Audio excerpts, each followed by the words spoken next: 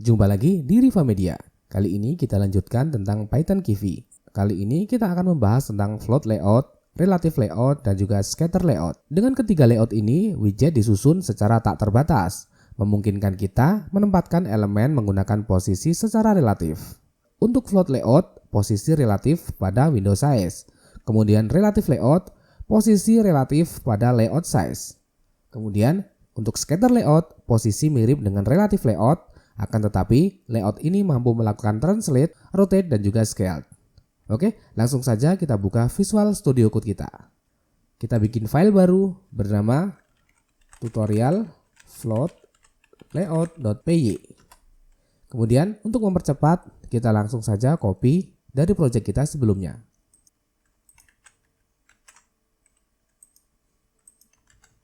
Oke, untuk mengimport float layout, kita bisa menggunakan from Kivy UX, kemudian float layout, import float layout.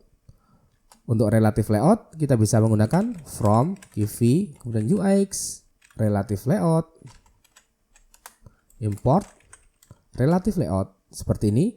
Kemudian untuk scatter layout, kita bisa menggunakan from Kivy UX, scatter layout,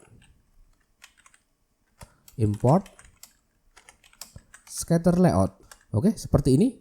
Karena ketiga layout ini hampir mirip, mungkin kali ini saya akan membahas tentang float layout saja. Untuk relative layout dan scatter layout, jika memang diperlukan, mungkin kedepannya akan kami bahas lebih rinci. Oke, di sini akan saya ganti menjadi float layout.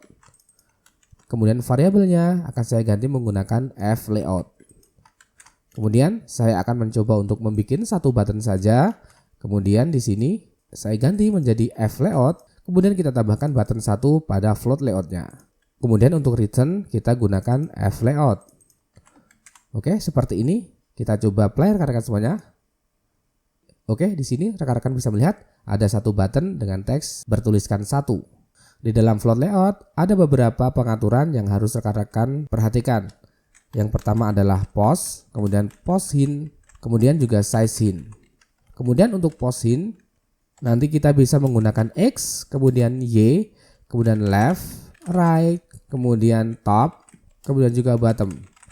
Oke, untuk button ini kita rubah size hintnya. Kita kasih koma, size hint, kemudian akan saya atur menjadi 0,2 kali 0,2. Yang berarti size-nya adalah 20%, kemudian ini adalah 20%. Coba kita play. Otomatis button akan berubah menjadi 20% dari keseluruhan window tersebut. Oke, sekarang akan kita coba untuk pos hint. Untuk pos hint, rekan-rekan bisa menuliskannya di sini, misalkan pos hint seperti ini, atau rekan-rekan bisa menuliskannya di bagian sini, button 1, kemudian pos hint seperti ini. Kemudian untuk konfigurasinya adalah berupa dictionary seperti ini. Misalkan di sini kita akan mengatur X-nya, X, kemudian berapa persen posisi X-nya. Misalkan kita akan menggunakan 0,5, berarti posisi X-nya adalah 50% dari koordinat X. Coba kita play. Maaf, ini bukan koma tetapi titik 2 seperti ini. Coba kita play. Oke, rekan-rekan bisa melihat ini adalah posisi, ini adalah 50% dari window size, dari ukuran dari sini sampai sini. Tetapi kalau kita menggunakan relative layout, maka posisi ini adalah 50% dari ukuran layout. Bagaimana jika posisi button ini kita rubah menjadi center X? Untuk mengaturnya, rekan-rekan bisa mengaturnya pada bagian ini. Di sini size-nya adalah 0,2, berarti 20%, sehingga tengah-tengah dari button tersebut adalah 10%. Untuk pos hint, tengah-tengahnya adalah 0,5%. Jadi kalau kita ingin menempatkan pada tengah-tengah, maka 50% ini dikurangi separuh dari size-nya. Jadi kita bisa menggunakan 0,4 seperti ini. Coba kita play, maka dia posisinya adalah di tengah-tengah. Oke, rekan-rekan bisa melihat posisi dari button 1 untuk X-nya adalah di tengah. Kita juga bisa mengubah berdasarkan koordinat Y. Di sini kita bisa gunakan koma, kemudian Y sama dengan, misalkan kita coba 0,4, kita play. Oke, posisinya adalah di tengah-tengah, center X dan juga center Y. Semisal kita tidak akan menggunakan Y, misalkan kita top. Kita ganti top karena di sini rekan-rekan bisa melihat ada X, ada Y, left, right, top, dan bottom. Misalkan top ini coba kita ganti menjadi 1.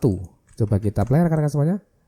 Oke, rekan-rekan bisa melihat untuk nilai 1 posisinya adalah di atas seperti ini. Misalkan 0,8. Coba kita cek posisinya di mana. Oke, posisinya adalah agak ke bawah seperti ini.